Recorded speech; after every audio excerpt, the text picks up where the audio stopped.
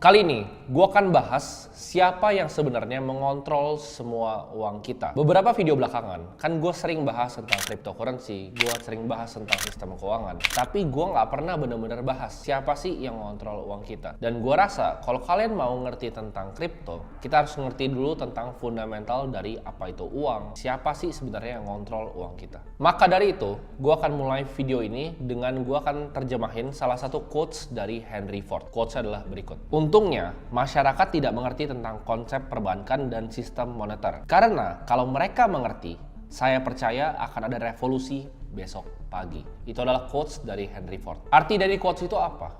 Bahwa masyarakat itu punya pengetahuan yang sangat cetek terhadap apa? Terhadap sistem moneter kita, terhadap sistem keuangan kita, terhadap sistem central banking dunia. Di sini, gue akan coba untuk buka sedikit ya pemikiran kalian terhadap apa yang sebenarnya terjadi di dalam sistem perbankan kita dan betapa jahatnya sistem central banking. Ini semua adalah pengetahuan yang gue rangkum selama kurang lebih 7 tahun berkecimpung di dunia financial market. Pertanyaan paling sederhana sebelum kita sibuk mikirin central banking, kita sibuk mikirin siapa sih yang kontrol uang, kita harus tanya pertanyaan fundamental dulu, yaitu apa itu uang? Ini ada yang mungkin jawabnya berbeda-beda. Oke, misalnya gue pernah dulu ngomong store of value. Ada yang bilang uang itu adalah alat tukar. Tapi apa sih sebenarnya uang itu? Kita nggak pernah diajarin ya, mau kita di sekolah, mau kita di kuliah, sama guru-guru kita tentang gimana sih caranya uang bekerja dan apa itu sebenarnya uang. Kita itu diajarin ya dari kecil bahwa uang itu adalah sesuatu yang susah dicari. Kita diajarin mungkin sama orang tua kita untuk menabung di celengan, ya kan, celengan ayam. Kita tabung karena uang itu susah dicari. Jadi harus berhemat, harus simpen uang karena uang itu susah dicari. Jadi apa yang kita lakukan, kita sekolah ya kan, dapat nilai yang bagus, kita lulus, kita ke kuliah juga cari nilai yang bagus untuk bisa magang di perusahaan ya, magang di perusahaan lalu pelan-pelan naik tangga korporat jadi manajer dan lain-lain. Uang itu susah dicari, harus dicari dengan kerja keras, dengan tukar waktu kita dari jam 9 pagi sampai jam 5 sore. Nah, itu adalah pemikiran-pemikiran yang ditanamkan ke kita sejak kita kecil. Nah, tapi di sini kalian bingung nggak sih? Katanya uang susah dicari. Tapi kenapa bank sentral tuh bisa print uang dari angin? Kalau misalnya kita ciptain uang ya, kita ngeprint uang sendiri misalnya di rumah, itu kan dibilang pemalsuan uang dan kena pidana. Sedangkan itu hal yang dilakukan sama bank sentral, print uang tanpa basis underlying apapun. Jadi bingung kan kalian sebenarnya?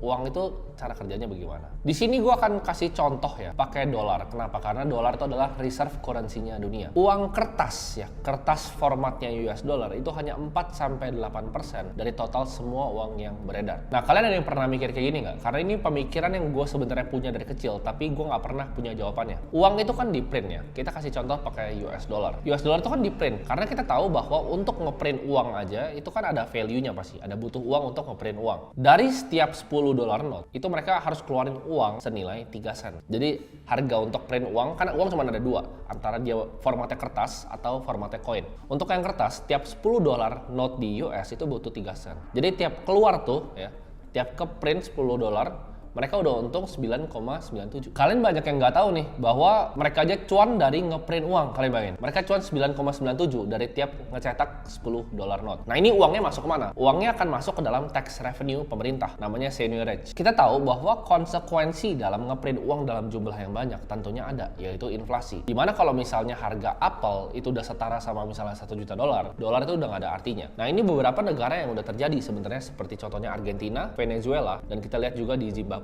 Jadi uang itu di sana udah digambar-gambar, dibuang-buang di jalanan, orang pakai gotong-gotong pakai truk. Kenapa? Karena uang itu udah nggak ada artinya ketika udah terjadi namanya hyperinflation. Nah, sebenarnya uang itu adalah tolak ukur value. Anggap fiat itu seperti tolak ukur value yang terus tergerus dari inflasi. Di chart ini ya, kalian bisa lihat dari USD relative purchasing power. Jadi dia nilainya terus tergerus turun. Untuk bisa masuk lebih dalam lagi ke pertanyaan fundamental, yaitu apa itu uang, kita harus lihat uang seperti ini. Kan uang itu kita tahu bahwa itu adalah tolak ukur value ya. Tapi apa sebenarnya value itu sendiri? Jadi kayak misalnya kita balik ke zaman dulu, kita tinggal di sebelah sungai. Kita punya dua opsi untuk misalnya mau nangkap ikan. Kita mau keluarin banyak waktu kita untuk nangkap pakai tangan, atau kita buang misalnya 3 jam, 4 jam waktu kita untuk cari kayu, ya, bikin kayunya jadi tajam, bikin rapih jadi tombak. Jadi kita nangkap ikannya ntar ke depannya lebih gampang. Nah, tombak ini memiliki value. Kenapa? Karena kita membutuhkan waktu untuk bikin tombak ini. Jadi sistem barter itu misalnya orang punya apel berapa, tuker sama tombak yang kita bikin buat dia gampang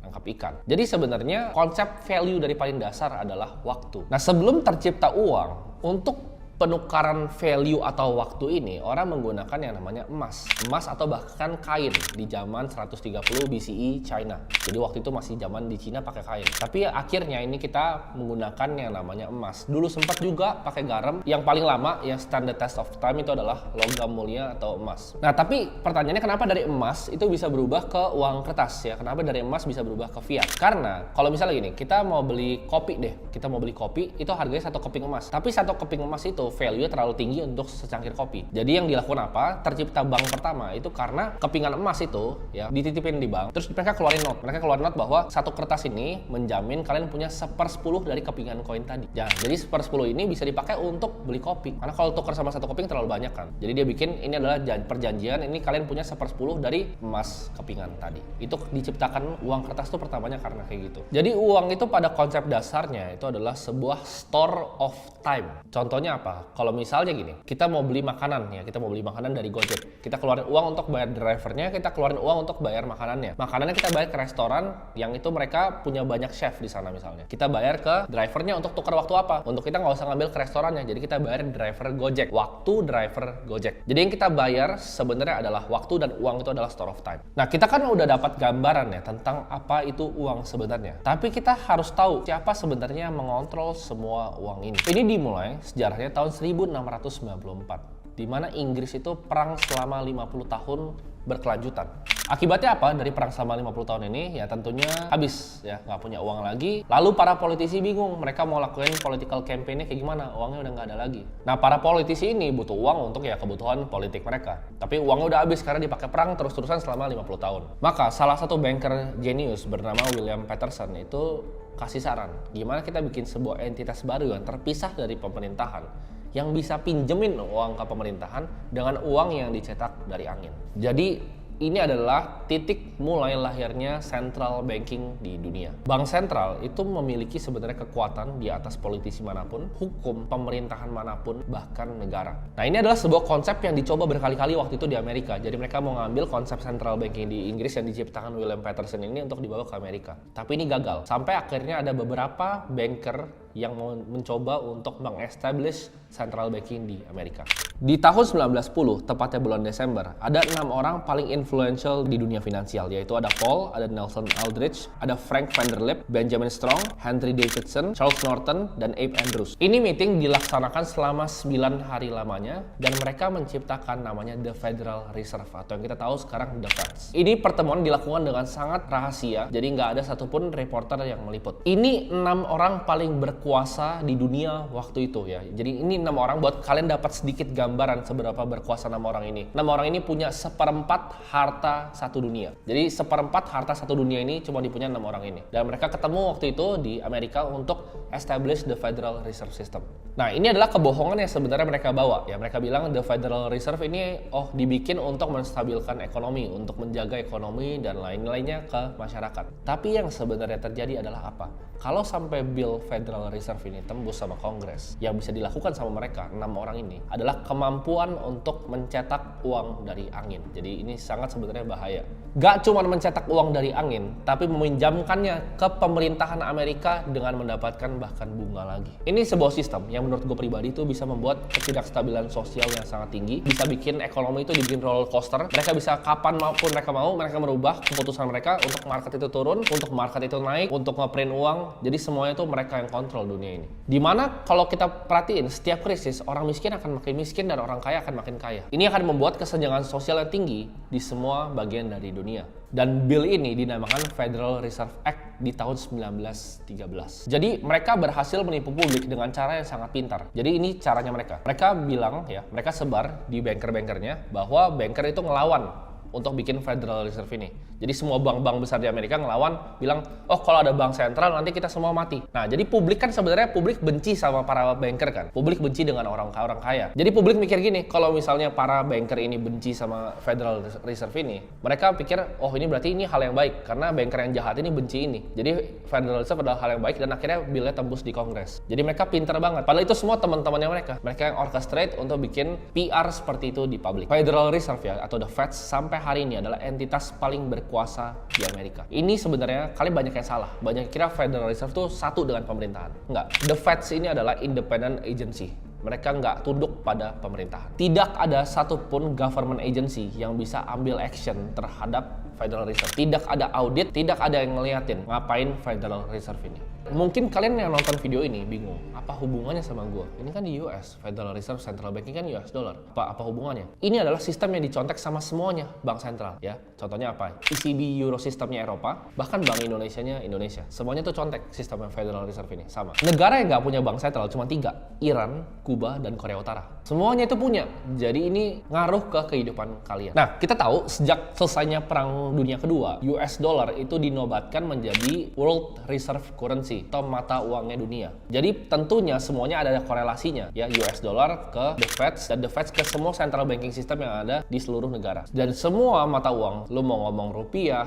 yen, mau ngomong apapun, itu semuanya di backing sama US dollar karena itu World Reserve Currency-nya. Nah, sejak Perang Dunia Kedua, kan USD itu dinobatkan sebagai World Reserve Currency. Diciptakanlah Bretton Woods System. Jadi artinya apa? Setiap US dollar itu ada emas yang nge-backing di belakangnya. Makanya pada zaman itu, kalian perhatiin, currency itu semua sangat stabil. Nggak fluktuatif kayak sekarang. Jadi US dollar dan semua yang ke-pack sama US dollar, semua currency lain itu sangat stabil karena Bretton Woods System ini. Tapi karena US dollar itu hancur pada tahun 1971, itu kan waktu 1971 itu ada ketidakstabilan makroekonomi ya. Ada juga perang Vietnam War. Jadi yang dilakukan apa? Richard Nixon putusin pack antara US dollar dan juga emas. Jadi US dollar tuh udah floating aja ke atas. Nggak ada jaminannya lagi. Jadi 1 US dollar tuh udah nggak ada emas yang backing sama sekali pada tahun 1971. Nah, coba kalian pikir ya, kan gue bilang tadi semuanya terkorelasi ya, bank sentral di US sama bank sentral bahkan di Indonesia. Sekarang 1971 USD yang tadinya stabil pakai emas, sekarang nggak ada emasnya lagi. Mereka print nih ya kan, mereka print US dollar dan semua currency itu di-pack sama US dollar. Kalian bayangin, jadi US dollarnya ini nggak ada masa lagi, dia floating terus naik. Dan ini semua currency yang ngikut naik kayak gini. Dan menurut kalian apa yang terjadi? Kalau misalnya orang udah nggak percaya lagi dengan sistem fiat, orang udah nggak percaya lagi bahwa US dollar itu adalah World Reserve Currency. Jadi secara intrinsik semua uang fiat yang ada itu berdasarkan kepercayaan konsensus satu dunia terhadap pemerintahan Amerika. Karena uangnya ngikut semua sama US dollar yang diprint dari angin. Jadi ini cuma kepercayaan pada sistem pemerintahan Amerika. Kalian pernah ada yang nanya nggak sih, kenapa sih nama uang itu adalah fiat ya kan? Fiat money, fiat currency. Ada yang tahu nggak arti dari Latin dari fiat itu apa? Fiat itu sama dengan let it be done. Jadi artinya apa? Pemerintah bilang udah ya jadi aja. Itu adalah bahasa Latin dari fiat. Jadi pemerintah sama aja kayak ngomong itu tuh uang ya. Lu percaya aja bahwa itu tuh uang. Artinya setiap US dollar yang di print otomatis uang yang lain jadi lebih sedikit tidak berguna. Kenapa? Karena dia paling kuat ya. Ketika dia di print lebih banyak ya rupiah pasti akan melemah. Kita lihat aja sekarang 15.700. Nanti mungkin kalian kalau nonton video ini 3-4 bulan lagi udah 16.000 rupiah. Dan kalian bisa bayangin nggak sih, selama 2021, 40% US dollar yang beredar di dunia itu di print dalam waktu 1 tahun pas COVID. Kalian bayangin, 40% uang yang beredar. Nah, negara-negara yang superpower yang besar yang lainnya seperti Cina dan Rusia udah sadar akan hal ini. Barusan beberapa minggu ini, Alexander Venediktov dari Rusia bilang seperti berikut. Bretton Woods system is failing. Jadi mereka mulai jualin reserve USD-nya buat ditukar sama emas beneran. Jadi kalau kita lihat di Cina, di Central Bank Cina, Central Bank Rusia, apa yang mereka lakukan? Mereka udah mulai nih. Jadi reserve currency USD mulai dibuang-buangin. Dan yang mereka lakukan apa? Mereka switching dengan emas. Nah, tapi kalau misalnya USD ataupun misalnya rupiah itu di back sama angin, apa yang bikin itu jadi exchange of value? Kita masih bisa transaksi, gue masih bisa gaji orang pakai rupiah. Basisnya adalah kepercayaan. Jadi ini semua tuh dalam konsensus semua masyarakat bisa dibodohi dan percaya bareng-bareng bahwa fiat itu ada value-nya. Karena begitu ini sadar, kayak Henry Ford tadi bilang, bakal ada revolusi besok pagi. Kalau mereka benar-benar tahu nih apa yang gue ngomongin di video ini, bakal ada revolusi besok pagi. Sebenarnya untuk bikin video kayak gini, gue jujur aja ini agak bahaya. Kenapa? Karena ini something yang para orang-orang berkuasa di atas tuh nggak mau kalian tahu, nggak mau kalian pinter, makanya nggak pernah diajarin di sekolah, nggak pernah diajarin di kuliah. Salah satu billionaire crypto, co-founder MakerDAO, itu pernah nge-tweet kayak gini. Jadi jangan pakailah sistem mereka, jangan bayar pajak mereka, jangan ikutin sistem mereka dan lain-lain. Dia billionaire, super kaya orang Rusia. Apa yang kalian tahu? Dia meninggal. Meninggalnya di mana? Di depan rumahnya di pantai. Jadi kalau misalnya orang bilang itu meninggalnya, yang kita nggak tahu apa yang terjadi ya. Cuman hal ini tuh sebenarnya banyak yang orang-orang nggak mau tahu. Banyak dari kalian mungkin nonton youtuber ya kan, youtuber finansial yang ngajarin tentang krisis tahun 2008 gitu. Cuman kalau kalian benar-benar pelajarin, kenapa sih sebenarnya terjadi 2008? Nggak ada yang bisa jelasin ke kalian kenapa itu terjadi. Semua orang bilangnya subprime mortgage bla bla bla. Tapi ini sebenarnya kalau kita tarik, ini terjadi dari tahun 2000. Dan yang bikin crash ini itu bukanlah Lehman Brothers, bukanlah bank-bank besar lainnya. Ini sebenarnya dimulai sama Federal Reserve. Kita backtrack ya sampai tahun 2000 ketika terjadinya .com bust. Internet company tinggi banget terus hancur. Si Alan Greenspan melakukan kebijakan di mana dia potong suku bunganya, chairman-nya potong suku bunganya sampai 1%. Ini untuk apa? Kalau misalnya suku bunga 1%, ini encourage orang untuk apa? Ya, untuk minjem uang. Untuk minjem uang untuk beli apa? Untuk beli rumah. Karena suku bunganya 1%. Jadi untuk dapat uang tuh gampang. Semua orang beli rumah. Kalau semua orang beli rumah dengan minjam, apa yang terjadi dengan harga rumah? Karena semua orang minjemnya gampang, harga rumahnya naik, terbang. Simple kan? Itu simple logic. Bunga lebih murah, kita pinjam aja sama bank, kita beli rumah, terus rumahnya naik semua, ya kan? Tetangga kita beli rumah naik juga harganya, tetangga kita beli lagi naik juga harganya. Jadi semua orang ngerasa ini ekonomi yang makmur, semuanya tambah kaya. Tapi tambah kaya dari apa? Dari uang yang dari angin sebenarnya. Jadi kalian bisa bayangin nggak sih, itu yang terjadi dari 2008 itu karena cuma satu kebijakan tahun 2000. Ya dia motong suku bunga sampai 1%. Udah, habis itu hancur 2008 ya. Kalian bisa bayangin dia bisa ganti-ganti gitu. Suka-suka dia mau market dihancurin tahun 2008, mau tahun 2020 Covid dihancurin, ya kan? Dihancurin dulu di awal tuh. Terus dia bilang, "Oke, kita quantitative easing," ya kan? Namanya keren. Quantitative easing itu kan sebenarnya nge-print duit. Kalau kita yang nge-print duit dibilangnya penipuan. Dia bisa print duit, 40% dari uang yang beredar. Dimasukin di market tiba-tiba S&P terbang ya. Dari V-shaped recovery. Mereka bisa manipulasi market seperti itu. Jadi kalian bayangin nggak betapa dunia ini dikontrol sama sebagian kecil orang. Maka dari itu, setelah terjadinya krisis tahun 2008, tahun 2009 muncul tuh white papernya Satoshi, peer-to-peer electronic cash system, yaitu Bitcoin. Ini adalah revolusi moneter yang mau coba dibawa sama Satoshi. Kenapa? Karena ini adalah sistem uang yang rely dari coding dan juga software, bukan sama Federal Reserve dan perbankan sentral. Jadi nggak pernah bisa diotak-atik, nggak pernah ada yang bisa atur, nggak ada yang bisa gocek-gocek gitu. Oh ini naikin suku bunga segini segala macam. Tapi itu semua based on coding, matematika, dan juga fisika. Jadi kalau misalnya kalian mau ngerti tentang dunia kripto, kalian harus ngerti dulu tentang dunia uang ya. Mungkin ini gue nggak bisa bahas semuanya di satu video, tapi mungkin akan gue bikin series ya. Kalau misalnya video ini kalian suka, gue akan jelasin lebih dalam tentang cara Federal Reserve bekerja, cara uang bekerja. Tapi ini anggaplah video ini sebagai intro ke kalian punya pemikiran sendiri, punya ideologi sendiri. Jadi jangan cuma percaya dikasih tau, oh ini tuh uang, kalian percaya ini uang. Itu alasan kenapa gue believe in cryptocurrency. Karena gue nggak percaya bahwa uang itu sebenarnya value-nya seperti apa yang dibilang sama mereka. Dan kenapa gue percaya kepada Bitcoin? Karena ini adalah revolusi moneter yang sedang terjadi di depan mata kita sendiri. Itu adalah aset tercepat untuk mencapai $1 triliun market cap dalam waktu 1 dekade aja. Nah, gue bisa bener, tapi gue juga bisa salah. Tapi this is a bet I'm willing to take.